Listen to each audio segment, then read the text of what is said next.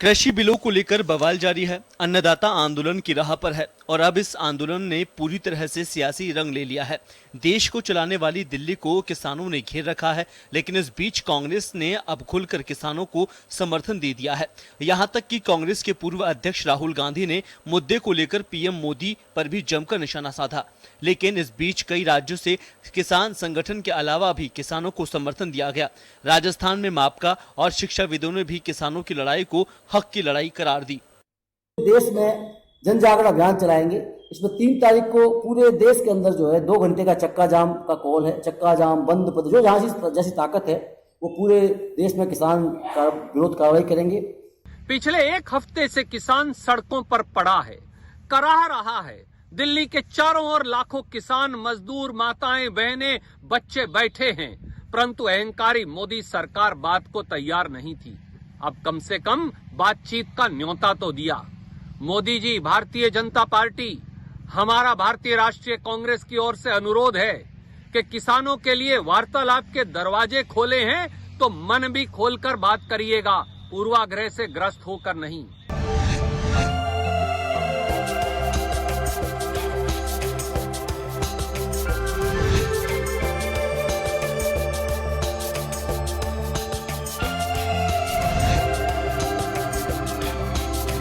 ये तस्वीर है बिल पास होने की वजह की, जहां पर कॉन्ट्रैक्ट फार्मिंग पर काम चल रहा था।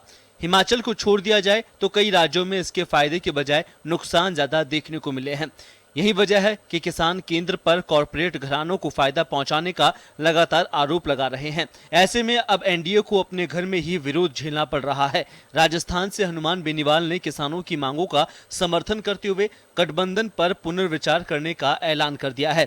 तो इससे पहले पंजाब से शिरोमणि अकाली दल के केंद्र में मंत्री हरसिमरत कौर ने भी विरोध दर्ज करते हुए इस्तीफा दे दिया था। उधर हरियाणा में भी खाप पंचायतों और मंडियों में भी किसानों के विरोध को समर्थन दिया है। उधर केंद्र की ओर से लगातार इन बिलों को किसानों के हित वाला करार दिया जा रहा है।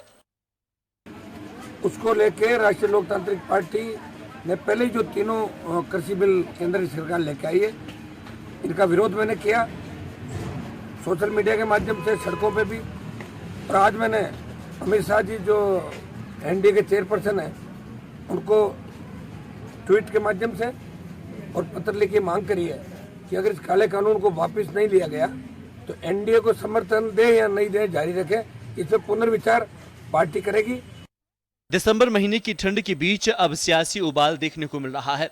अपनी फसल के बीच रात गुजारने वाला धरती पुत्र सड़क पर आंदोलन को मजबूर है, तो उधर विपक्ष और सत्ता पक्ष भी आमने सामने है। कहा जा सकता है कि मामले में जल्द ही कोई सुलह नहीं हुई तो आंदोलन की गर्माहट और बढ़ सकती है। ऐसे में किसानों की घिरी दिल्ली हर कदम फूंक फूंक कर रख रही है। ब्यूरो रिपोर्ट, जन टीवी न्यूज।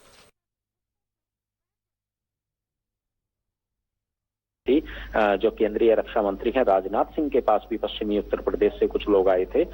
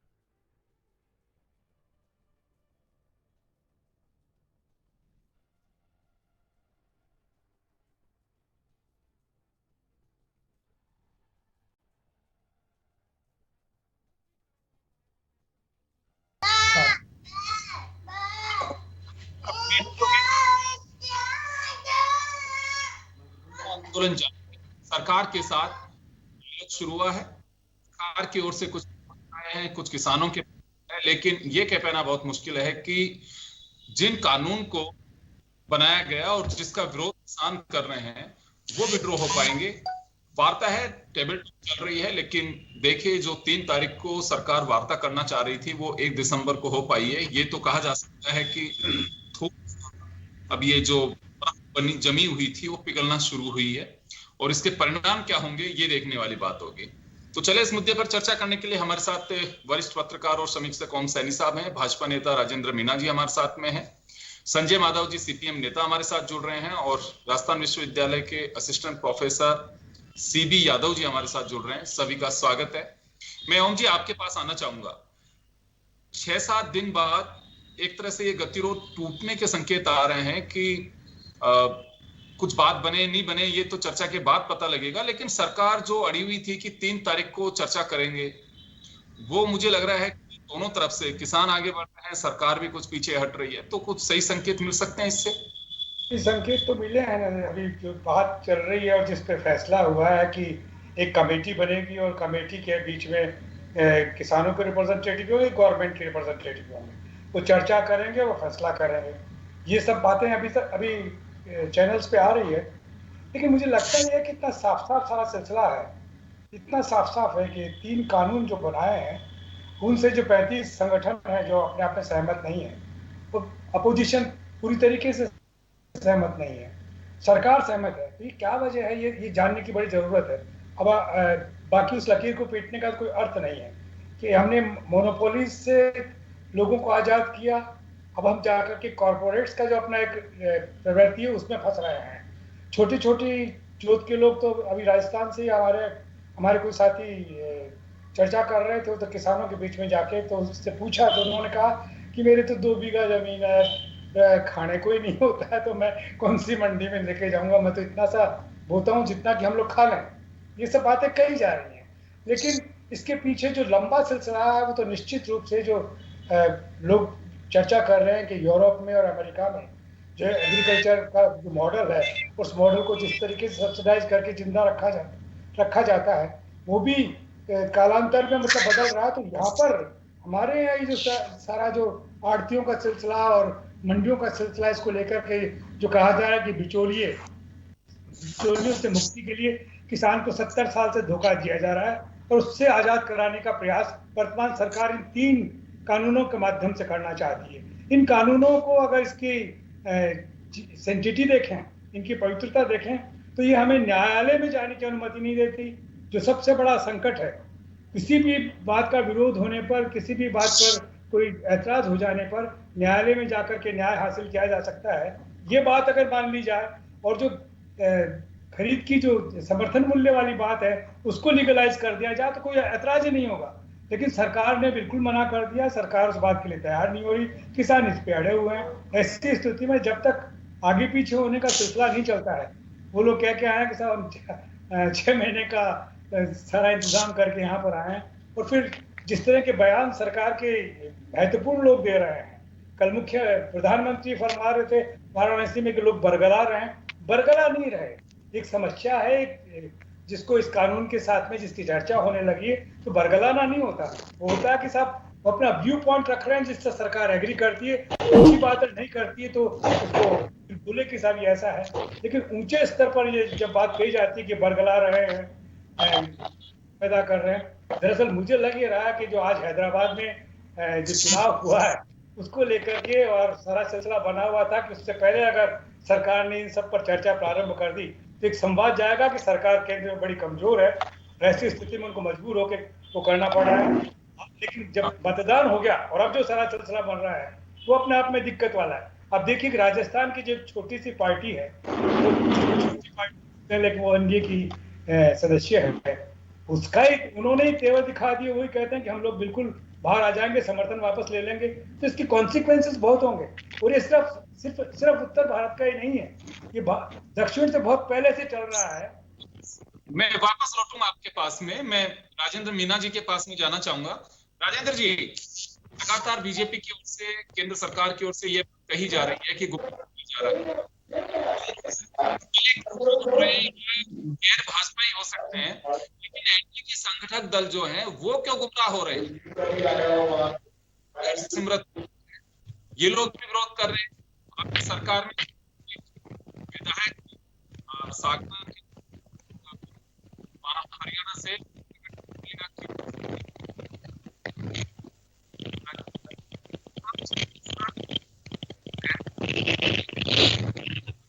आवाज आ नहीं रही भाई साहब पूरी आप जी कि सरकार चलिए जो कर रहे होंगे आंदोलन पे आरोप लग रहे हैं, लेकिन यहाँ एक बड़ा सवाल ये उठता है कि क्या सरकार को अपने एनडीए के घटक दल हैं जो विड्रॉ कर रहे हैं एक एक करके, उन पे तो यकीन करना चाहिए।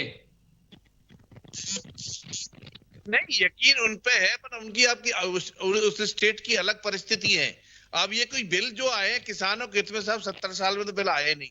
अब पहली बार जब प्रधानमंत्री ने अच्छा सोचा है, कृषि मंत्री ने सोचा है किसानों के हित में, ये तीनों बिल जो लोकसभा पास किए हैं किसानों के हित में ही। किसान आज स्वतंत्र है, आज अपनी फसल को कहीं भी किसी भी मंडी में, अपने खेत में, खलिहान में, घर, अब किसी मंडी में, अन्य दूसरी मंडी में जाकर के अपना बेचने के लिए स्वतंत्र है, और दूसरे राज्य में भी जाकर के जहां उनको अपने भाव, उसके फसल का ज्यादा भाव मिले वहां वो बेच सकता है, उसके लिए वो स्वतंत्र है। एक अच्छा निर्णय है। अगर मान चलो किसानों की समस्या है, किसानों की ये एमएसपी की बात वो विश्वास नहीं कर रहे।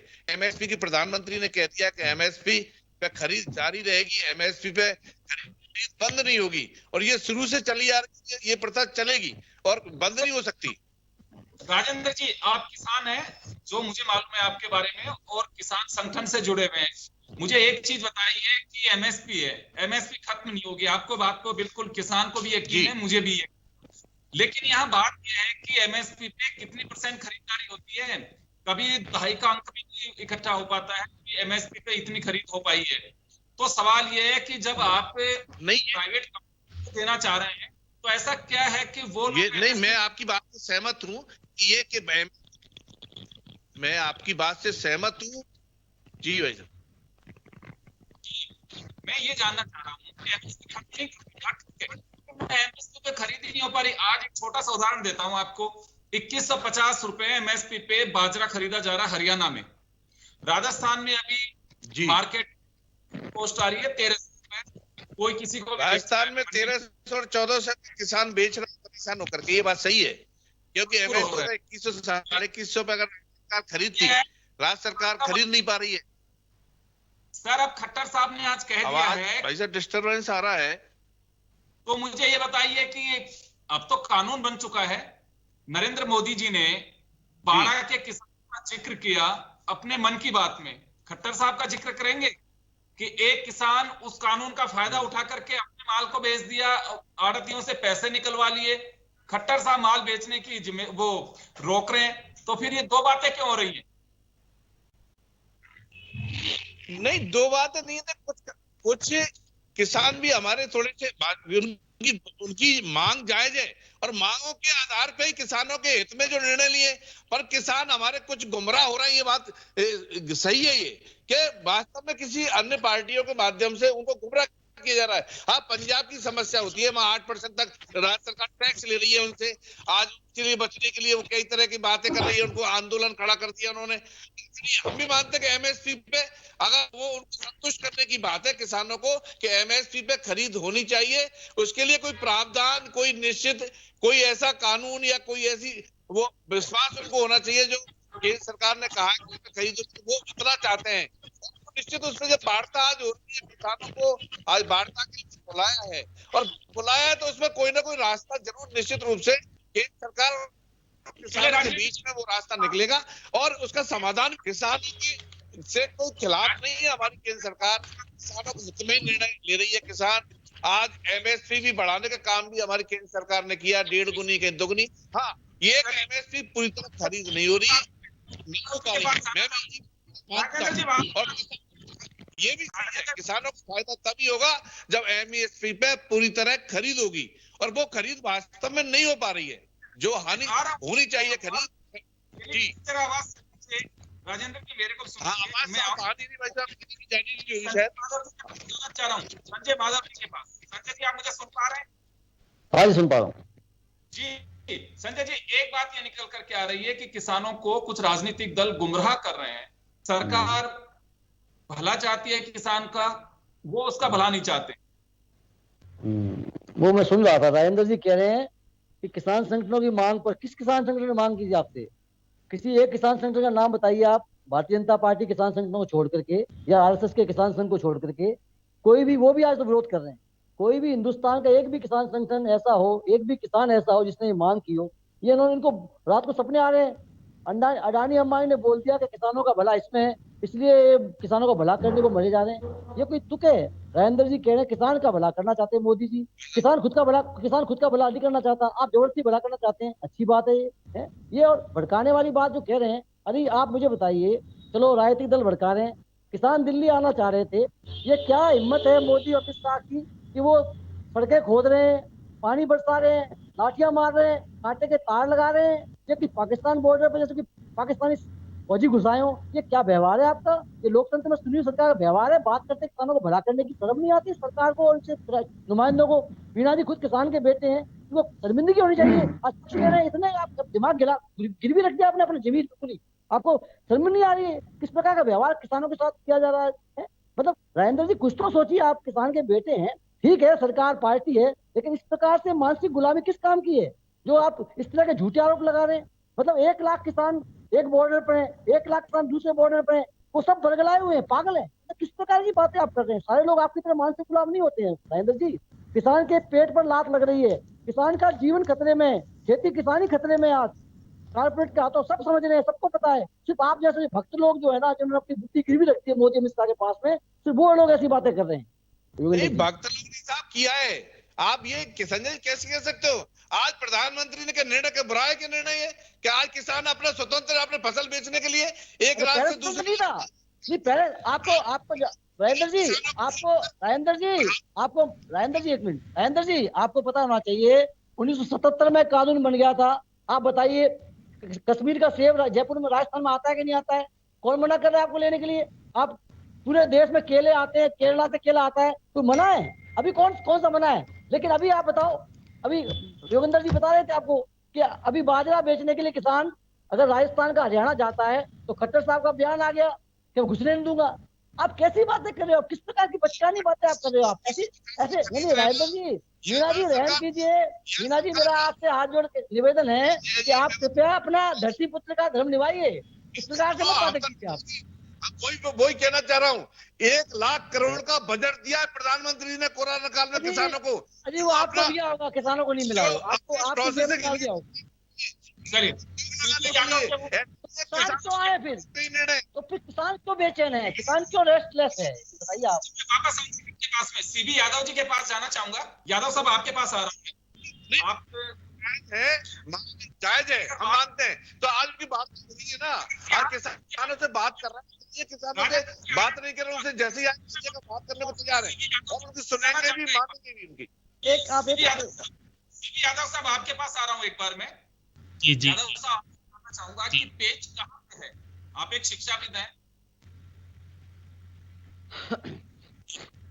मुझे लगता है कि जो पेज है, जी यादव साहब।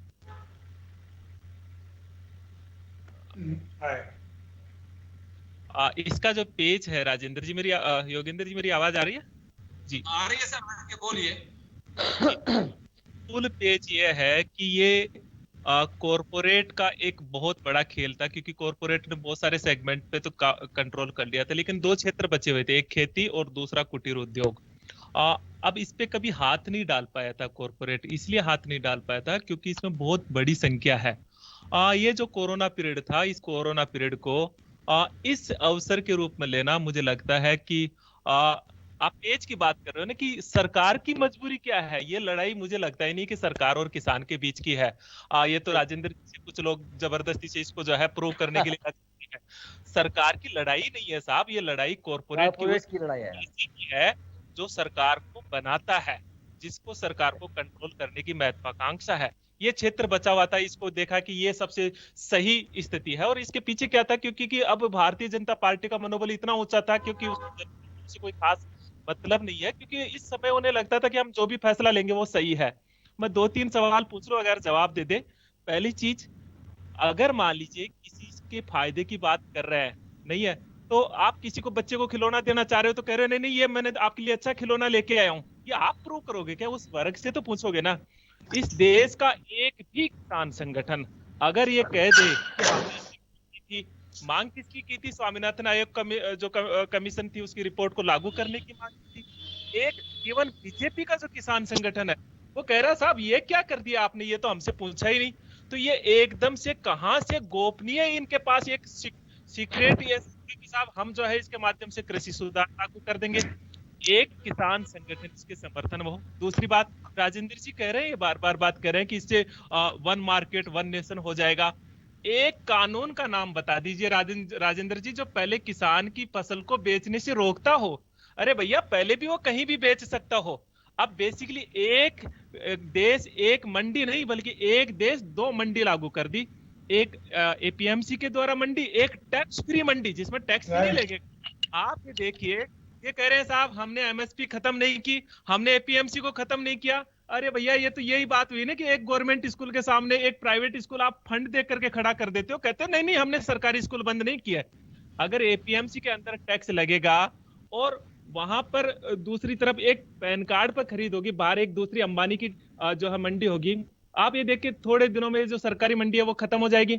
अब बात आती है कि साहब एमएसपी पे 6% है, जैसे आप कह रहे हो 6% खरीद होती है। किसान बेचारा जैसे तैसे भी लड़ रहा था ना आजकल, वो केवल इस एमएसपी के लिए वो सरकारी मंडी में लड़ रहा था। कल को जब ये सरकारी मंडी खत्म हो जाएगी तो उसके बाद में किसान किस एमएसपी की बात करेगा? अब ये कहते हैं कि साहब ये ओपन मार्केट हो जाएगा तो सब कुछ हो जाएगा। मैं दो चीज बता रहा हूँ, बिहार में 2006 के अंदर जो है एपीएमसी एक्ट को खत्म किया था, और उस एपीएमसी एक्ट को खत्म करने के बाद में बिहार जो बर्बाद हुआ वो आपके सबके सामने है। पेच इस जगह है कि कॉरपोरेट खेती में जो किसान है उस किसान को बाहर निकाल करके सस्ता श्रमिक में तब्दील करना चाहता है, जिसे बिहार में किया गया है। ये कॉरपोरेट की मंशा है। इस मंशा को पूरी करने के लिए यादव साहब सरकार का साफ पक्ष है इसमें कि कोई बाध्यता नहीं है कि किसान अपनी क्रॉप को चाहे उस आड़तिये के साथ में बेचे नहीं बेचे, फिर भी ओपन है उसका। मैं आपको सिंपल बात कहता हूं, जैसे 8% मंडी टैक्स है। अब मान लीजिए कि 2000 रुपए की कोई फसल हुई, उस पे मान लीजिए कि 8% मंडी टैक्स लगा, तो सरकारी मंडी के अंदर वो जो खर्चा आया ना वो लगभग 150 रुपए और बढ़ गया, जो प्राइवेट मंडी के अंदर नहीं है। तो धीरे धीरे बाध्यता क्या होगी, सरकारी मंडी का आड़तिया या सरकारी मंडी अपने आप दम तोड़ देगी। उसके बाद में जब सरकारी मंडी खत्म हो जाएगी तो बाध्यता क्या होगी, कभी भी प्राइवेट अपने कॉम्पिटिटर को जिंदा नहीं रहने देता है। और यहाँ कॉम्पिटिटर में प्राइवेट सेक्टर बराबर का भी कॉम्पिटिटर नहीं होगा, उसको टैक्स पे नहीं करना पड़ेगा और सरकारी मंडी में टैक्स पे करना पड़ेगा। यहाँ तो सरकार ने बराबर का कंपटीशन भी नहीं छोड़ा, यहाँ तो एक को तो आपने सरकारी क्षेत्र को तो कहा कि आप टैक्स पे करोगे और ये जो प्राइवेट सेक्टर होंगे उनको टैक्स पे नहीं किया जाएगा। तो ये तो आपने वैसे भी अनइक्वलिटी क्रिएट कर दी। सामान्यतः ये होता है आज तक कि जो पब्लिक सेक्टर होता है उसके पक्ष में नीतियां झुकी हुई रहती है। यहाँ पे तो जो प्राइवेट जो अंबानी अडानी होंगे उनको खुली छूट दे दी। और दूसरा, आप जो एसेंशियल कमोडिटी एक्ट है उस पे जो स्टॉक लिमिट थी उस स्टॉक लिमिट को खत्म कर दिया। और आपको एक चीज और इसमें देखिएगा, उसमें एक पक्ष और है जो हमको कानून की बारीकियां जाननी चाहिए कि अगर कोई प्राइवेट जो प्लेयर होगा वो स्टॉक लिमिट खत्म हो गई लेकिन उस स्टॉक लिमिट पे बहुत क्राइसिस का पीरियड होगा, तब गवर्नमेंट उस पे क्या कर सकती है, अंकुश लगा सकती है। लेकिन अगर वो प्राइवेट प्लेयर बाहर फॉरेन में एक्सपोर्ट कर रहा है तो उस पर किसी तरह का अंकुश नहीं होगा। इसका मतलब मानिए कि अगर बड़ा प्राइवेट प्लेयर जैसे अंबानी अडानी साहब ने पंजाब के अंदर बहुत सारे गोदाम बना लिए इसके लिए, वो एक्सपोर्ट कर रहा है, तो जैसे अब ये कोविड संकट आया, ऐसी सिचुएशन में भी गवर्नमेंट उस पर अंकुश नहीं लगा पाएगी। तो ये केवल किसान के विरोध में ही नहीं है कानून। ये राजेंद्र जी जैसे ये हम बैठे रहते हैं ना हमारे यहाँ, क्योंकि अभी ये जो लिमिट लगी हुई है उसके कारण कालाबाजारी नहीं होती है और हमको आज तक जो फूड की जो चीजें थी वो हमको अवेलेबल हो जाती है एक सही प्राइस पे। चतुर्वेदी स्वर्णिम चतुर्वेदी जी हमारे साथ में जुड़ गए इस वक्त। स्वर्णिम जी, एक आरोप लग रहा है कि कांग्रेस 70 साल में या जितना साल भी शासन रहा उसमें कुछ नहीं कर पाई, और पहली मर्तबा अगर किसान के लिए कुछ हो पा रहा है तो गुमराह कर रही है। ये भाजपा का आरोप है। देखिए, चाहे श्वेत क्रांति रही हो, हरित क्रांति रही हो, कांग्रेस शासन के दौरान ही रही है, और कांग्रेस शासन के दौरान ही खेती को, कृषि को एक उद्योग का दर्जा दिया गया, और उसके अलावा कि जो किसान की उपज है और जो खेती है, जो कृषक हैं, उनका जीडीपी में योगदान सर्वाधिक रहा आजादी के बाद से काफी वर्षों तक। लेकिन मैं यहाँ पे ये एक बात कहना चाहता हूँ कि कांग्रेस ने कृषि मंडियों को बढ़ावा देने का जो कदम उठाया था, वो केवल इसलिए नहीं उठाया था कि सिर्फ एक मंडियां बनानी है और ये ऐसी किसी के दिमाग में कोई बात आ गई और उसकी ये जच गई है। ये किसानों को फायदा पहुंचाने के लिए, उनके मंडी जो होती है, उनके खेत से जो नजदीकी मंडी है, जहां उनको ले जाके ट्रांसपोर्टेशन का खर्चा ना उठाना पड़े, उनको कोई समस्या ना हो, इसलिए ये मंडी व्यवस्था की गई थी। और आप देखें, अभी हमारे भाई बहुत अच्छा बता रहे थे, बिहार की इन्होंने बात की थी। बिहार में किसी जमाने में जो कृषि का योगदान था, जो कृषि सेक्टर में जिस प्रकार रोजगार मिलता था, वो 35% से अधिक था। आज जब से ये व्यवस्था समाप्त हुई है एपीएमसी को समाप्त करने की, वहां पे योगदान कृषि का केवल रह गया मात्र 16.5%। तो आप देखें कितना डिफरेंस है, यानी कि वहां खेती छोड़ करके लोग मजदूरी करने के लिए देश के दूरस्थ स्थानों पर जा रहे हैं। जो हमने अभी परिणाम देखा था लॉकडाउन के दौरान, लाखों की संख्या में जो पैदल मजदूर चलकर बिहार पहुंचे। दूसरी चीज यहाँ पे ये कह रहे हैं कि भारतीय जनता पार्टी के नेताओं का कहना है कि साहब आप कहीं भी जाकर के बेच सकते हैं। जी, जब किसान अपने बड़ी मुश्किल से कर्ज लेकर के अपनी फसल बोता है, उसको उगाता है, उगाने के बाद बड़ी मुश्किल से मंडियों तक जाकर के उसको बेचता है, एमएसपी उसको मिलती है, सरकारी खरीद होती है, तो उसको एक राहत मिलती है कि उसका जो लगा हुआ पैसा है वो तुरंत उसके पास वापस आता है।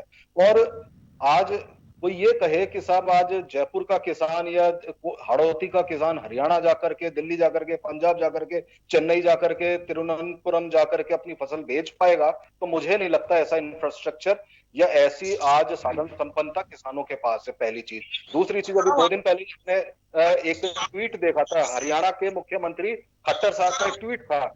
योगेंद्र जी, एक ट्वीट का आप ध्यान रखें। मेरा ये कहना है, कौन सा कानून रोक रहा है?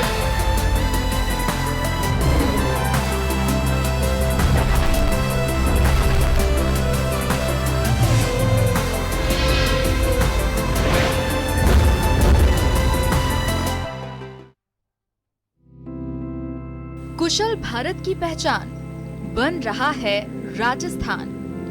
केंद्र सरकार द्वारा अनुमोदित और आरएसएल-डीसी के संयुक्त तत्वाधान में राजस्थान का अग्रणी स्किल सेंटर कंप्यूकॉम फाउंडेशन दे रहा है एक सुनहरा मौका।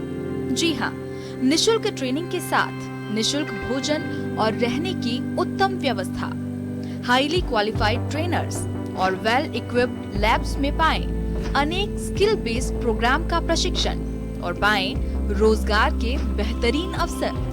तो आज ही कॉल करें कंप्यूकॉम फाउंडेशन, टोल फ्री नंबर 9314601111। सुरक्षित स्वर्णिम भविष्य की बात कंप्यूकॉम फाउंडेशन के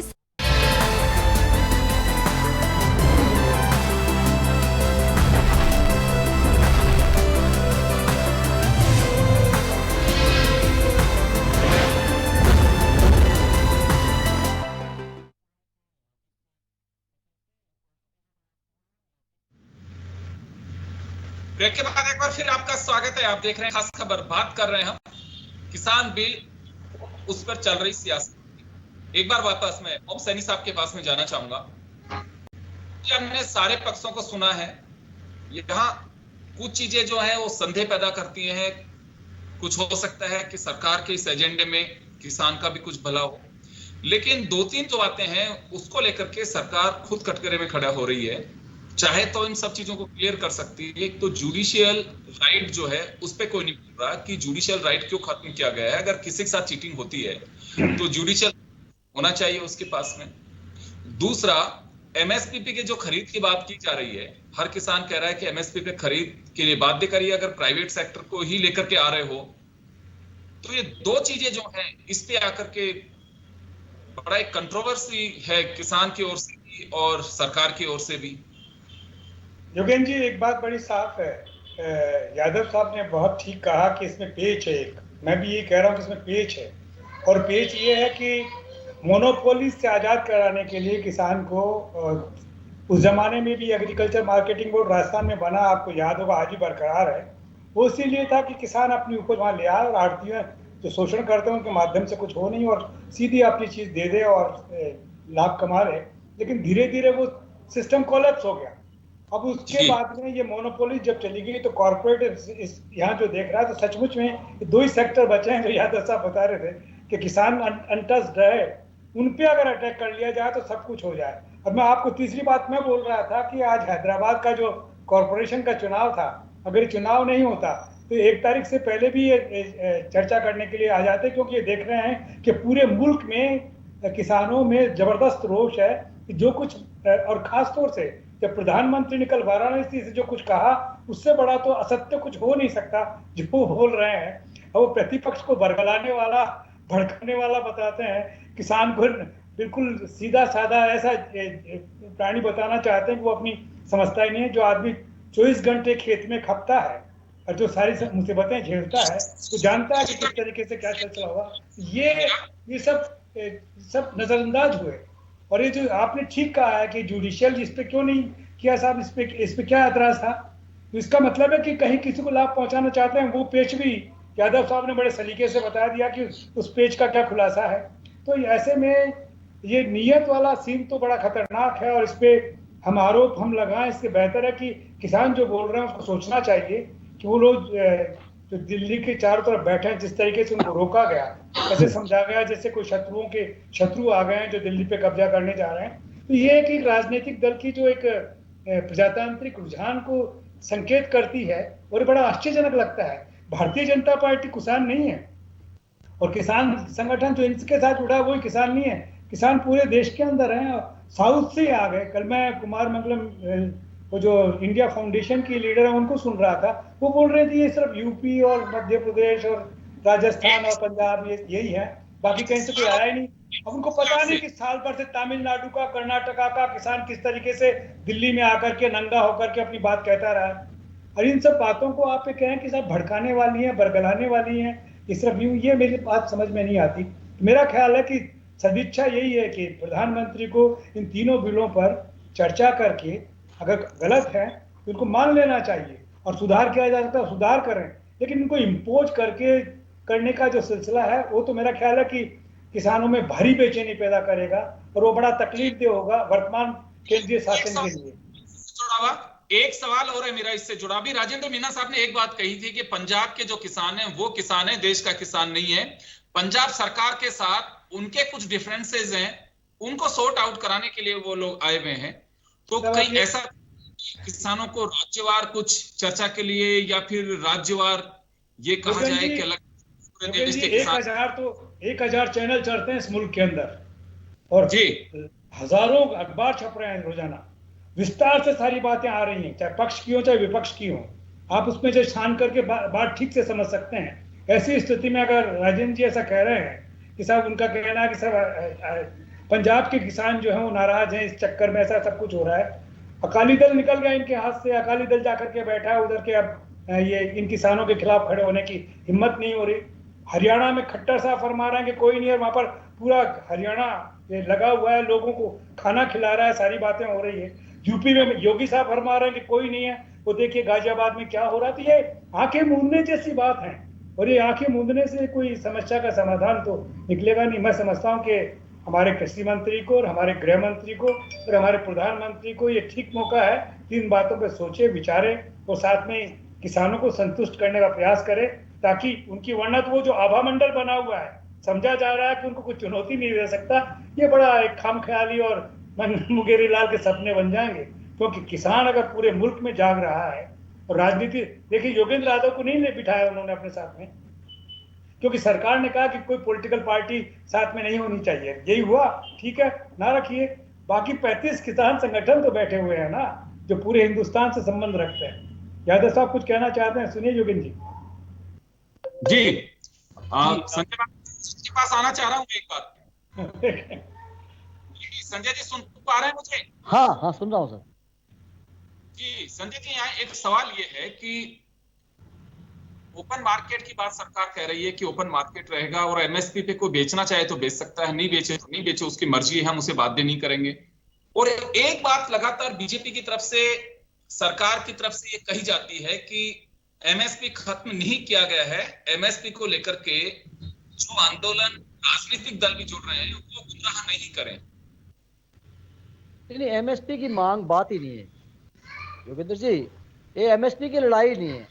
एमएसपी एक मांग, एक हिस्सा है उसका। बाकी आपने सुना होगा किसानों की मांग है कि तीनों काले कानून और बिजली कानून 2020, उसका जिक्र कम हो रहा है, लेकिन वो भी बहुत खतरनाक बिल है। उन चारों कानून को वापस लेने की लड़ाई है। और जो ओम जी कह रहे थे 30 संगठन नहीं है, ये पूरा आंदोलन में कम से कम 500 से ज्यादा संगठन जो है अभी शामिल हो चुके हैं। संयुक्त मोर्चा जो है जो मोटे मोटे हैं। और आज जो है ये जो राजेंद्र जी कह रहे हैं ना, सिर्फ पंजाब, आज का अखबार, आज सोशल मीडिया पर देखिए आप, बंगाल, हरियाणा, बिहार, पूरे देश में आज विरोध कार्रवाई हुई है। और आने वाली 3 तारीख को पूरे देश के अंदर चक्का जाम का कॉल है। ये अलग अलग रूप है, अलग अलग राज्यों में आंदोलन के अलग अलग स्वरूप है, कहीं इंटेंसिटी ज्यादा है, कहीं कम है, लेकिन पूरे देश का किसान आज समझ रहा है कि, और ये योगेंद्र जी मैं याद दिलाना चाहूंगा, ये पहली बार नहीं है, ये नरेंद्र मोदी सरकार का पहला कदम नहीं है। जब 2014 में जब ये आए थे तब भी इन्होंने इसी प्रकार का भूमि अधिग्रहण कानून लेकर के आए थे। इसी प्रकार का जो है पूंजीवादी परस्त और कारपोरेट परस्त कानून था, उन पूंजीपतियों को जमीन छीन के देना चाहते थे। यही सेम उसमें न्यायपालिका का हस्तक्षेप खत्म, अगर विरोध करो 6 महीने की सजा, ये सारी बातें उसमें भी थी। लेकिन उस समय भी किसानों का जबरदस्त विरोध हुआ, पूरे हिंदुस्तान के अंदर पूरे किसान लामबंद हुए और आखिरकार नरेंद्र मोदी सरकार को वो कदम वापस लेना पड़ा। और मैं फिर कहना चाहता हूँ, अभी भी ये आपने ओम जी सही कह रहे हैं, कोई चुनावी मजबूरियां होंगी, लेकिन ये कदम इनको वापस लेना पड़ेगा। इसके अलावा इनके पास कोई चारा नहीं है। ये आज लें, कल लें, 10 दिन बाद लें, ये किसानों की लड़ाई अंजाम तक पहुंच के रहेगी। और इस बार जिस प्रतिबद्धता के साथ किसान, जैसे पहले राजस्थान में पड़ाव डाला था, आपको याद होगा, बिजली के मुद्दों को लेकर के, खरसाना में जितना आंदोलन हुआ था पानी के मुद्दों को लेकर के, वही आज आग इस आंदोलन में है। और ये आग नरेंद्र मोदी और भाजपा को लेकर के बैठेगी, ये तय है। ये वापस कदम लेना पड़ेगा। चलिए स्वर्णिम जी, आपके पास आ रहा हूं एक बार में। कांग्रेस आंदोलन के साथ है, लेकिन जिस स्थिति के अंदर इस आंदोलन को रूप दे सकती थी, क्योंकि किसान सरकार को वार्ता के लिए मजबूर कर दिए, एक प्रमुख विपक्षी दल है, और भी पार्टियां सपोर्ट में है कांग्रेस, लेकिन कांग्रेस अपनी ओर से कोई ऐसा एजेंडा तय नहीं कर पाई का, जिसकी वजह से कह सकते हैं बहुत इफेक्टिव मूवमेंट हो पाया हो। ऐसा कोई आंदोलन खड़ा नहीं कर पाई कांग्रेस। देखिए योगेंद्र जी, मैं याद दिलाना चाहता हूँ, अभी जिक्र आया था 2014 में जो ये भूमि अवाप्ति कानून के संशोधन बिल लाई थी भारतीय जनता पार्टी की मोदी सरकार ने, उसको वापस लेना पड़ा था। ये कांग्रेस ने ही मुहिम चलाई थी। आज जो मुहिम चल रही है, किसान सारे एकजुट हैं, इसमें किसी पार्टी की आवश्यकता नहीं है। कि सबसे पहला ये देखना है किसान का हित हो। किसान की यदि कोई एग्रीमेंट करके भूमि उसकी अपने पास रख ले, उसको मजदूर बना दे, और उस मान लीजिए 2 साल 3 साल बाद उस पे अगर खेती नहीं करवाए, तो उसका पैसा कहां से आएगा और किसान किसके पास अपना दुखड़ा रोने या अपना न्याय पाने जाएगा? उसको न्याय से वंचित कर दिया, न्यायालय से वंचित कर दिया। तो मैं ये कहना चाहता हूं कि अगर आप देखें कि अभी कल की बात है, शायद खट्टर साहब का ट्वीट भी आया है कि साहब राजस्थान के किसान आकर के हरियाणा में फसल बेच रहे हैं, जो हम करने नहीं देंगे। तो इस तरह की ये जो सारी चीजें आ रही हैं, ये एक दोगली मानसिकता दर्शाती है। प्रधानमंत्री जी को और केंद्र सरकार को इन तीनों कानूनों की समीक्षा करनी चाहिए। समीक्षा करना इसलिए आवश्यक है क्योंकि किसान जो हैं, ये भारत की बैकबोन है। सर्वाधिक अगर किसी क्षेत्र में रोजगार मिलता है तो वो खेती है, कृषक हैं, और कृषक ही हैं जिनके बलबूते पर किसी भी स्थिति में देश खड़ा रहता है। आज आप किसानों की खेती इस व्यवस्था को यदि नष्ट करते हैं, तो आप पब्लिक डिस्ट्रीब्यूशन सिस्टम को भी नष्ट करते हैं, और पब्लिक डिस्ट्रीब्यूशन के साथ आप सारे जो देश में जो गरीब है, मजबूर है, उनकी आकांक्षाओं पे कुठाराघात कर रहे हैं। निश्चित रूप से किसान के आंसू पहुंचने की कोशिश कर रही है, लेकिन कांग्रेस को एक लंबा वक्त मिला किसान के उद्धार करने का। स्वामीनाथन कमीशन की रिपोर्ट्स, जिनको आज आप लोग कहते हैं कि बिल्कुल सही है, आप लोग चाहते तो कर सकते थे, कितने लंबे समय तक कांग्रेस उन्हें ले बैठी रही आपके सरकार के अंदर। मैं आपको ये बताना चाहता हूँ, स्वामीनाथन आयोग की कुछ सिफारिशें ऐसी हैं जो संपूर्ण रूप से लागू नहीं हो सकती। ये नरेंद्र मोदी जी की सरकार है, ये इनकी पार्टी है बीजेपी, जो स्वामीनाथन आयोग की सिफारिशें लागू करने के लिए इन्होंने घोषणा की थी। जी चलिए मैं राजेंद्र मीणा जी से जवाब दिलवाता हूं आपको। राजेंद्र जी आपके पास, मीणा साहब सुन पा रहे हैं मुझे? जी भाई साहब, आज सुन रहा हूँ। बिल्कुल, यहाँ 2-3 चीजें हैं। जैसे खट्टर साहब का ट्वीट रहा कि राजस्थान के किसान को अब हम बाजरा नहीं बेचने देंगे, एक बात। दूसरी बात, क्या अगर किसी भी व्यक्ति के साथ में, बात किसान की नहीं है, अगर किसी व्यक्ति के साथ में कोई चीटिंग होती है, कोई समझौता टूटता है, तो क्या उसे लीगल राइट नहीं होना चाहिए?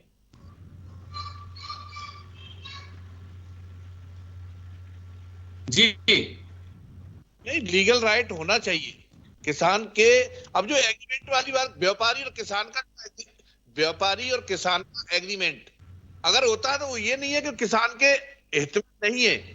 तो बिल्कुल जो एग्रीमेंट हुआ है किसी फसल को लेकर के, मानो सरसों में का एग्रीमेंट हुआ है भाई 5,000 रुपए क्विंटल के हिसाब से व्यापारी हमको उस टाइम पे देगा, और अगर वो वास्तव में 5,000 में वो नहीं खरीदता है और 5,000 में हुआ है, तो 5,000 में अगर वो नहीं खरीदता है और 5,000 से ज्यादा 5500 का भाव हो गया, तो किसान वो व्यापारी की बात मानने के लिए कोई बाध्य नहीं है उस एग्रीमेंट में।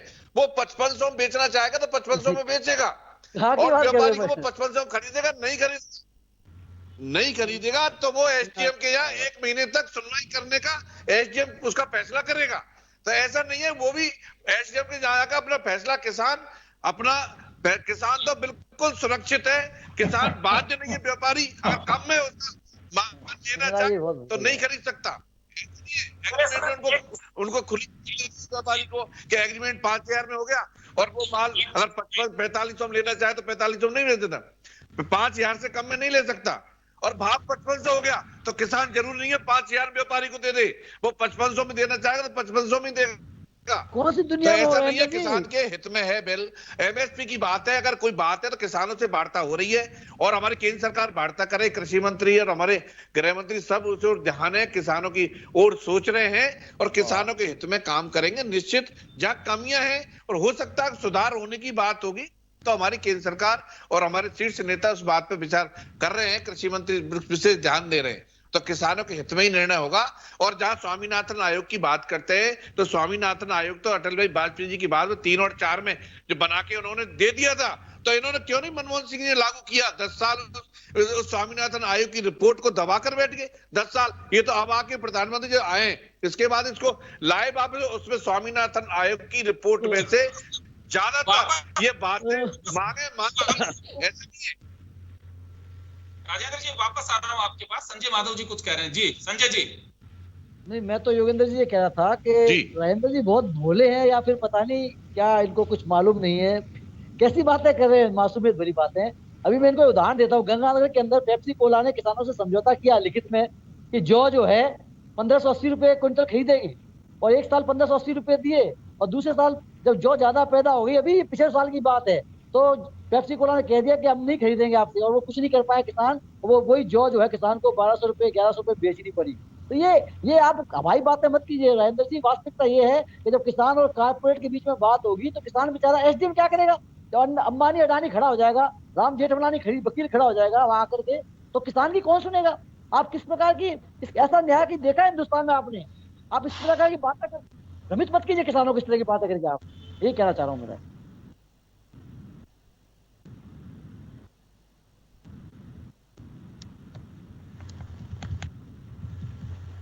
तो चलिए अब बड़ी खबर यह भी आ रही है कि विज्ञान भवन में जो किसान संगठन और सरकार के बीच वार्ता थी वो बेनतीजा रही। अभी कहा यह जा रहा है कि 3 तारीख को वापस से एक चरण की चर्चा और होगी, उसके बाद में कुछ निष्कर्ष पे पहुंचेंगे नहीं पहुंचेंगे कहना बहुत मुश्किल होगा। लेकिन फिलहाल तो ये कह सकते हैं कि दोनों तरफ से एक दूसरे को सुना गया है, लेकिन बेनतीजा बैठक रही है। ये बड़ी खबर इस बैठक में जो निकल करके आ रही है, और किसान अड़े हुए हैं कि हम चर्चा के लिए कम आए हैं, यहाँ पे चर्चा करने नहीं आए, हम हमारी मांग मनवाने के लिए आए हैं। सरकार को मान कि हमारी मांग जो है वो जायज है, पूरा देश का किसान एकजुट है, एक साथ है। तो देखने वाली बात है कि अब किस अंजाम तक पहुंचता है ये आंदोलन। यादव साहब कुछ कह रहे हैं अभी आप? सीबी यादव जी। पहले तो मैं आपकी ब्रेकिंग न्यूज पे बोल रहा हूँ कि परसों प्रधानमंत्री जी ने मन की बात में और कल वाराणसी से स्पष्ट तौर पर डिक्लेयर कर दिया एक पक्ष ये कि साहब ये जो बिल है मांगे जाए बिल है और ये तो किसानों के हित में है और कुछ लोगों को बरगला रहे हैं। आप बताइए, जब एक वक्त पहले ही उसको एहतियात सरकार की हो, एक बंदा फिर से जुड़ जाएंगे, मैं कहता हूँ ये तो अपनी ओर से कन्विंस करने की बात है। मैं जो बात कह रहा हूँ वो 2-3 बातें जो यहाँ आई, स्वामीनाथन आयोग की रिपोर्ट की बार बार जिक्र किया जा रहा है। बेसिकली स्वामीनाथन आयोग की रिपोर्ट जो है वो ये कहती है कि किसान को लागत का ड्योढ़ा भाव, ये C2 फॉर्मूला होता है। आपको पता होना चाहिए 2014 के बीजेपी घोषणा पत्र में था कि C2 फॉर्मूले से ड्योढ़ा भाव दिया जाएगा। ये मुझे लगता है बहुत दुर्भाग्यपूर्ण होगा कि वही सरकार 2015 में सुप्रीम कोर्ट में हलफनामा दायर करके कहती है कि नहीं ये काम हम लोग नहीं कर सकते हैं। अभी जो ये ड्योढ़ा भाव की बात कर रहे हैं वो क्या है, वो है A2F। A2F क्या है, जैसे लागत हुई आपकी 100 रुपए को 60 रुपए करके फिर उसका ड्योढ़ा 90 बता दिया, तो लागत तो 100 रुपए थी, अब कह रहे देखिए हमने ड्योढ़ा भाव दे दिया ना 90 रुपए। ये जो चालाकियां सरकार करती है, ये चालाकियां अभी भी ये राजेंद्र जी बता रहे हैं, इसी तरह की चालाकियां की गई है। जो मैं मोटे तौर पर 2-3 बात आई थी कि ये क्या विपक्षी पार्टियों द्वारा बरगलाया हुआ या किसी के द्वारा बरगलाया हुआ है। योगेंद्र जी, आप मुझे कोई प्रवक्ता ये कह दीजिए, आप और आपका किसी बच्चे के अपने बच्चों को आप कोरोना पीरियड में बाहर दिल्ली के बॉर्डर पर भेज दीजिए और कहिए कि वहां पुलिस तैनात है जो बौछारें करेगी, पानी की बौछारें करेगी। आप बताइए क्या इतना बरगलाया जा सकता है किसी को? दूसरी बात यह आती है कि क्या ये पंजाब का किसान ही क्यों विरोध कर रहा है? राजेंद्र जी, आपको आंकड़ों पे गौर करना चाहिए। ये एपीएमसी 2 ही राज्यों के अंदर है जीवित, एक पंजाब और एक हरियाणा, बाकी जगह तो वैसे भी लगभग मर चुकी है। टोटल खरीद होता है उसका 92% इन्हीं 2 राज्यों में खरीद होता है। इसलिए जहाँ खरीद होता है उन्हीं को तो खतरा है ना। कि अब बिहार वालों को आप कहोगे कि बिहार में क्यों नहीं आंदोलन हो रहा, बेचारे पहले ये 2 राज्यों में इसलिए है क्योंकि मंडी व्यवस्था इन्हीं दोनों राज्यों के अंदर सुदृढ़ है, इसीलिए इन 2 राज्यों के किसान है वो आज तक हम कहते हैं रेगुलेशन का सबसे बड़ा फायदा पंजाब और हरियाणा को ही मिला और उसकी बहुत स्ट्रॉन्ग है। अब ये कह रहे हैं कि हम प्राइवेट बाजार खोल देंगे। आपको पता हो योगेंद्र जी, ये मॉडल लिया कहां से गया? ये किसी किसान संगठन ने नहीं दिया, ये मॉडल बेसिकली अमेरिका से लिया है, पश्चिमी देशों से लिया है। लेकिन वहां इस मॉडल के पीछे 2 चीजें होती है, वहां सब्सिडी दी जाती है, वहां बड़ी जोत होती है और वहां ये मॉडल फेल हो चुका है। योगेंद्र जी, हम हमारे मॉडल को, जो हमारा मॉडल बिहार में फेल हो चुका है, हमको हमारे से सीख नहीं लेनी होती है। हमारा को कहते हैं कि देखिए अमेरिका के अंदर पीपीटी दिखाते, हमारे जो किसान संगठन गए थे उन किसान संगठनों को बातचीत नहीं की, एक पीपीटी प्रेजेंटेशन में दिखाया जाता है कि देखिए ये आपके कैसे हित में है। तो ये तो मुझे लगता है कि बात नहीं होती है। ये संवाद लोकतंत्र में सबसे खूबसूरती होती है कि कोई बात संवाद से निकले। मैं एक सवाल बीजेपी के प्रवक्ता से या किसी आपसे पूछता हूं, ऐसी क्या जल्दबाजी थी संसद में कि आपको बार बार विपक्ष मांग कर रहा था, सारा मांग कर रहा था, भैया इस पे चर्चा करा लो, भैया इसको एक सेलेक्ट कमेटी को भेज दो। ऐसी कौन सी जल्दी थी कि 62 करोड़ लोगों के भविष्य का फैसला बिना डिस्कशन के हमने पास कर दिया और 7 दिन के सेशन में 40 बिल पास करके कहते हैं कि हमने ऐतिहासिक काम कर दिया। अरे भैया, इससे तो संसद की आप संसद की चर्चा ही क्यों करवाते? आप सीधे 10 लोगों को चुन लीजिए ना, 10 लोगों को भी क्यों चुनते हो? 2.5 लोगों को चुन लीजिए, कह दीजिए हमने आपको सरकार दी। पार्लियामेंट का, डेमोक्रेसी का कोई तो रूल होगा ना। ये डिस्कशन क्यों बनाया हमने? बाइकैमरलिज्म सिस्टम क्यों अपनाया है? हम 2 सदन व्यवस्था इसीलिए तो अपनाया कि बाय द वे एक सदन के अंदर पर्याप्त डिस्कशन नहीं हो तो दूसरे के अंदर कमियां निकल जाए। तो यहाँ दूसरे के अंदर आप देखिए कि मत विभाजन की बात हो रही है, डिस्कशन की बात हो रही है। मैं और सारी बातों को छोड़ देता हूँ, आपके पास 1000 अच्छाइयां होगी। किसी गवर्नमेंट को किसी बिल पर डिस्कशन से क्यों पीछे हटना चाहिए? क्या ये डेमोक्रेसी का बेसिक प्रिंसिपल नहीं है? क्या हमने इसलिए चुन के भेजा है कि कल को किसी बिल का, आज एक कानून बनाता है, उस कानून का प्रभाव आगे आने वाले 50-100 वर्षों तक होता है। इसीलिए हमारी पार्लियामेंट्री फॉर्म कानून के क्या क्या परिणाम हो सकते हैं उसकी चर्चा करते। आज हम टीवी पे इतनी डिबेट कर रहे हैं, इतनी डिबेट तो पार्लियामेंट में हुई नहीं। तो किसी डिबेट चाहिए थी क्या? डेमोक्रेसी के भीतर वो डिबेट भी नहीं करें हम, और फिर हम एक तरफा घोषणा कर दें, केवल मन की बात में या किसी और जगह से घोषणा कर दे कि नहीं ये हित में है।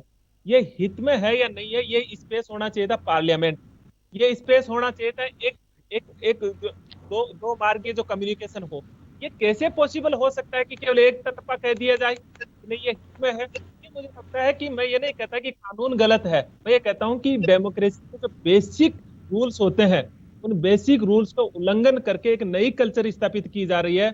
मुझे लगता है 3 कृषि कानूनों से खतरनाक चीज लोकतंत्र में जो नई परंपरा स्थापित की जा रही है, ये एक तरह से लोकतंत्र खत्म होगा। मैं कह रहा हूँ कि डेमोक्रेसी का मतलब क्या है? जब आप हेजिटेशन को मान्यता नहीं देते हो, जब आप डिस्कशन को मान्यता नहीं देते हो, जब एक तरफ इतना आंदोलनकारी एक साथ बैठे और एक तरफा घोषणा कर देते कि नहीं ये कानून तो ऐतिहासिक है, ये एक टेबल पर आना चाहिए था, टेबल पर बातचीत करनी चाहिए थी और एक खुले दिमाग से ये बात विचार करने में किसी भी प्रजातांत्रिक सरकार को क्या बुराई है कि हो सकता है कि इसमें कुछ कमियां हो। तो इस तरह की चीजें डेमोक्रेसी की एक बेसिक चीज है, ये तो मुझे लगता है कि योगेंद्र को होना ही चाहिए था। राजेंद्र जी के पास जाना चाहूंगा। राजेंद्र जी, एक बात मैं जानना चाहता हूँ कि जब प्रतिपक्ष की पार्टी होती है तो हमदर्दी बहुत ज्यादा बढ़ जाती है और जैसे ही सत्ता की कुर्सी पे बैठते हैं तो नजरिया बदल जाता है। फिर तो हम जो कर रहे हैं वो बिल्कुल सही है, अगर किसी का आरोप है कहता है कि नहीं गलत हो गया, सरकार ने कितना पुट बैक लिया अपने ऑर्डर्स हैं उनको, तो ऐसा नजरिया बीजेपी का क्यों हो रहा है कि वो चर्चा भी नहीं करना चाह रही थी इतने दिन से? जो कर दिया बिल्कुल ठीक है, उसका रिजल्ट प्रधानमंत्री जी भी सुना रहे हैं, गृह मंत्री जी भी सुना रहे हैं, बीजेपी के तमाम कार्यकर्ता भी कह रहे हैं इससे बेहतर कानून ही नहीं हो सकता। गुलाम है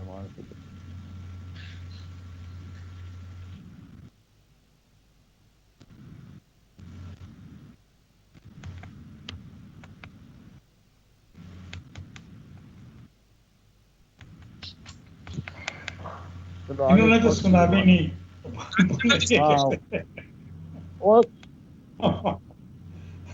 और किसी को पूछ लो, राजेंद्र जी को छोड़ दो, बेचारे फोन पे बिजी है। जी राजेंद्र जी, जवाब तो आप ही को देना है। राजेंद्र जी को सुना हुआ मान लिया जाए। हाँ, और किसी का जवाब हम दे देंगे जवाब। कि आखिर के कुल हित में है या नहीं है, ये आखिर डिसाइड कौन करे? किसान संगठनों करें, किसान करें या इसके विशेषज्ञ करें? आखिर ये कौन तय करेगा? अमित शाह करेंगे, की तरफ से तय कर देगी। सिर्फ मोदी और अमित शाह तय करते हैं आजकल इसके जो क्या सही है। ना संसद तय कर पा रही है, ना कोई सिलेक्ट कमेटी हम बना पा रहे हैं, ना हम कहीं डिस्कशन कर पा रहे हैं, ना अभी तक ये बताया कि किसी कमेटी ने ऐसी रिपोर्ट दी थी कि 3 बिल लेके आओ। यादव साहब, मैं एक बात बनाने की चेष्टा हो रही है जी, आप एक लंबे देखते आ रहे हैं। मैं एक चीज जानना चाहता हूं कि जब मनमोहन सिंह जी की सरकार थी तब भी हमने आपके साथ में डिस्कशन किया था, तो पार्टियां जो है राजनीतिक दल जैसे ही बाहर होती है कुछ और होता है, जैसे ही अंदर चली जाती हैं सत्ता की कुर्सी पे तो नजरिया बदल जाता है। ये एक्सपीरियंस है आपका? मुझे लगता है इसमें बहुत ज्यादा सच्चाई है, कम सच्चाई नहीं है, बहुत ज्यादा सच्चाई है।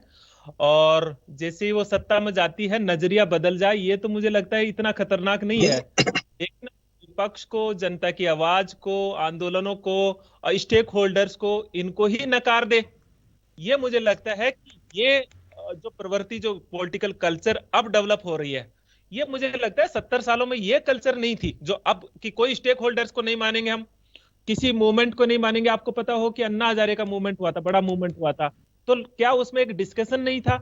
कम से कम अभी तक जो थी वो थी कि हम मनमर्जी करेंगे, लेकिन मनमर्जी में शर्म थी, अब ये शर्म खत्म हो रही है।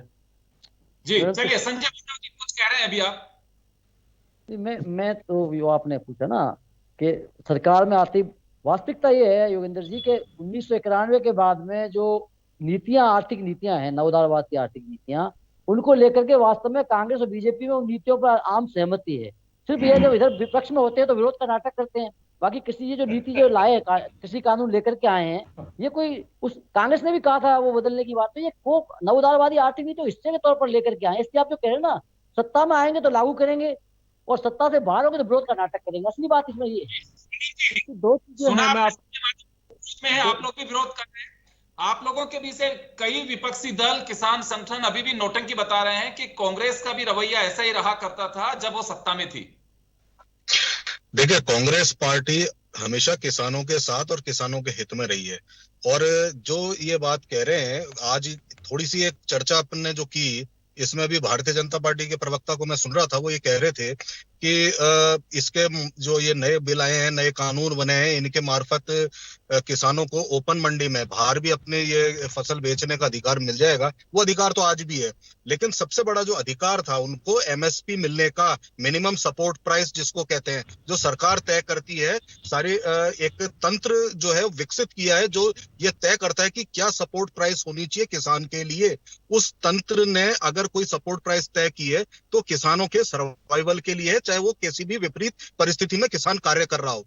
ये सारा तंत्र डेवलप हुआ पिछले कई सालों में। और आज भी मैं आपको ये कहना चाहता हूं कि जो परिस्थितियां बनाई गई हैं, वो परिस्थितियां ये बनाई गई हैं कि किसान के हित में नहीं है। अभी मैं सुन रहा था यादव साहब को, ये बिल्कुल सही बात है, कोई भी बिल आता है उसका व्यापक एक डिस्कशन होता है पूरे देश में, अलग अलग फोरम पे एनजीओ करते हैं, संगठन करते हैं, और उनके बीच में जाकर के जो निचोड़ आता है उसके अनुसार नीतियां सरकार की बनाई जाती हैं। लेकिन यहाँ पे जो ये कानून बना, इस कानून में स्पष्ट रूप से दिखता है कि इसमें केवल और केवल एक पक्ष का हित देखा गया है, जो किसानों का हित नहीं है। ये कृषि बिल जरूर है, लेकिन ये बिल है जो बड़े उद्योगपति हैं उनको फायदा पहुंचाने के लिए। जानना चाहूंगा ओम जी, क्या लगता है सरकारों का नजरिया, रवैया? मेरे जैसे सवाल है, मैं देख रहा हूं कि प्रतिपक्ष में जब हम होते हैं तो कुछ अलग आवाज होती है और जैसे सत्ता की कुर्सी बैठते हैं तो आवाज बदल जाती है। 70 साल के इतिहास को अगर आप बांटें तो पंडित नेहरू जब तक थे तब तक तो बातें बड़े स्वाभाविक रूप से डेमोक्रेटिकली डिस्कस होती थी पार्लियामेंट में और सिलसिले बनते थे। श्रीमती गांधी जब आई तो एक वक्त में हम जो महसूस कर गए और अंदर गए जेल, वो भी आपको पता है। लेकिन डेमोक्रेटिक नॉर्म्स को किल करने का जो सिलसिला अब प्रारंभ हुआ है, अटल जी ने भारतीय जनता पार्टी बनी तब तक तो कुछ भी नहीं, अटल जी का शासन रहा तब भी ऐसा सिलसिला नहीं था। कोई भी गलत काम करने से पहले या शर्माते थे वो, लेकिन अब जो हो रहा है ये तो सचमुच में ऐसा लग रहा है कि कुछ कह दिया है तो बस वो उसके बाद में पत्थर की लकीर है। और उसके लिए राष्ट्र के जो प्रमुख यानी प्रधानमंत्री जो बोलते हैं वो आश्चर्यजनक लगता है। तो ये मुझे लग रहा है कि ये तो सही है, लेकिन मैं बता दूं इतिहास यही बताता है कि बंगाल में माधव जी की पार्टी का शासन रहा, उन्होंने जो कहा वो ठीक से इम्प्लीमेंट किया और जो नहीं कर सके उसके लिए जनता से माफी मांगी। ऐसी स्थितियां भी रही है इस देश की। ज्योति बाबू की गवर्नमेंट को मैंने सुना है, हाँ, जो इस तरीके से कहा करते थे। आवाज उनकी क्लियर आ नहीं रही थी और जुड़ नहीं पा रहे, जवाब उन्हीं को देना था। लेकिन अभी ये कह सकते हैं कि सरकार और किसान संगठनों के बीच जब भी नेक्स्ट चर्चा होगी सबकी निगाहें उस पर टिकी होंगी। दोनों तरफ से चर्चा हुई है, लेकिन ये देखने वाली बात होगी कि इसका परिणाम क्या सामने आता है। चलिए राजेंद्र जी जुड़ गए आप मेरे साथ में। राजेंद्र जी अगर आप सुन पा रहे हैं तो 30 सेकंड में आपको दे सकता हूं। राजेंद्र जी आप सुन पा रहे हैं मुझे? जी सवाल ये नजरिया बदल गया बीजेपी का। बोल दो नहीं, नजरिया कहां बदला? आज किसानों को तो क्या 6,000 रुपए साल के नहीं दे रहे? आज क्या एमएसपी बढ़ाने का काम 1.5 गुना किसानों का? आज राजेंद्र जी, क्या किसानों की आय दोगुनी करने का ये मंत्र है कि आप इस तरह के कानून ला रहे हैं? क्या आपने स्वामीनाथन आयोग की रिपोर्ट लागू करने के लिए जो वादा किया था, क्या ये वो वादा है? उन वादे के अनुसरण में ये 3 बिल आए? पैसे एमएसपी देने का आपने वादा किया था, जो उनका खर्च आता है, क्या ये उसके अनुसरण में बिल आए हैं? इस बिल में भी जो भारतीय जनता पार्टी ने चुनाव में किसानों से वादे किए थे, उनका एक लेश मात्र भी अंश का इसमें दर्ज है क्या? ये बताइए। 6,000 रुपए आप जो सम्मान निधि दे रहे हैं, वो सम्मान नहीं दे रहे। सम्मान तो किसान का किस तरह से आहत हो रहा है वो दिल्ली के बॉर्डर पे पूरी दुनिया देख रही है। स्वर्णिम जी एक बार जरा जवाब देने दीजिए। हाँ बोले राजेंद्र जी, अपनी बात पूरी करिए, टाइम नहीं है। आज 1.5 गुना एमएसपी किसने बढ़ाई? ये प्रधानमंत्री जी ने बढ़ाई। आज 1.5 गुना है, आप फेंक रहे हो आप मोदी जी, मुन्ना जी। नहीं, किसानों के क्या नहीं कर रही हमारी सरकार? आप जय मोदी जी बोल दो, जय मोदी जय अमित शाह। केवल बताऊं आपको, किसानों के केवल एक एमएसपी वाली बात पे थोड़ा किसान हमारे थोड़े ये केवल आश्वस्त होना चाहते हैं, लेकिन बाकी किसानों की समस्या नहीं है। ये आप देख लेना, एमएसपी का अगर कोई ठोस एक उपाय हो जाए या बिल में वो अगर उसको वापस बिल में आ जाए वो संशोधन होके, तो किसान संतुष्ट हो जाएंगे। तो आप बोलो न्याय पाने के लिए कहाँ जाएंगे, इतनी सी भी बता दीजिए। क्या इस बिल में प्रावधान है किसानों को न्याय मिल सके, उनका अहित हो रहा हो तो कहीं जाकर के वो अपने प्राकृतिक न्याय के सिद्धांत के तहत न्याय पाने के लिए कहाँ गुहार लगा सकते हैं, उससे क्यों वंचित किया गया है? कह रहा हूँ इंतजार कीजिए, वार्ता हो रही है ना, वार्ता हो रही है, आप तसल्ली रखो। ये पार्लियामेंट में जोर तसल्ली तो किसान रखते हैं, हम तो क्या पास किया उसमें किसानों को